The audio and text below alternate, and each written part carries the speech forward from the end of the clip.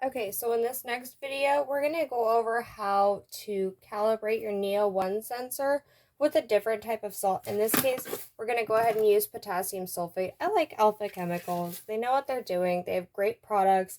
And really, if you're looking to make your own formulated like nutrients, anything like that, they have pretty much everything you need. So they're really reliable. So as always, I like to go ahead and label my bags.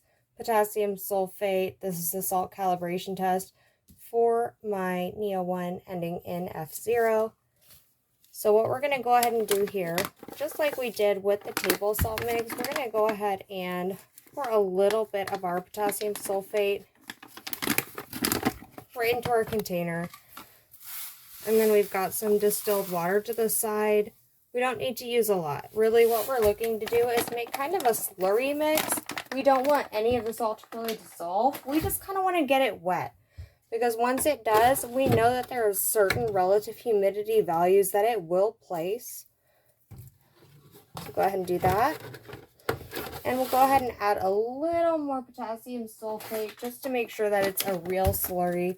I will say that potassium sulfate does absorb the water a little bit more, so it'll kind of harden up more than your regular potassium chloride, also known as table salt.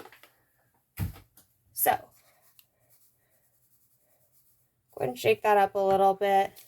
We're going to go ahead and open the bag. Whether you use a bag, a jar, or a plastic container like Tupperware, it really doesn't matter. You just need it to be airtight because basically you're creating a microenvironment here to put your sensor in to detect a new value. So with potassium sulfate, we do know that it produces a really high relative humidity. We're going to expect about 97 to 98% within most temperature ranges. So we're going to go ahead and seal this up. Now, just like with our other test, give it 4 to 6 hours. You don't really need to wait 24 hours. And then go ahead and look at our screen share to see how to measure that and then recalibrate your sensor using the values that you get from this.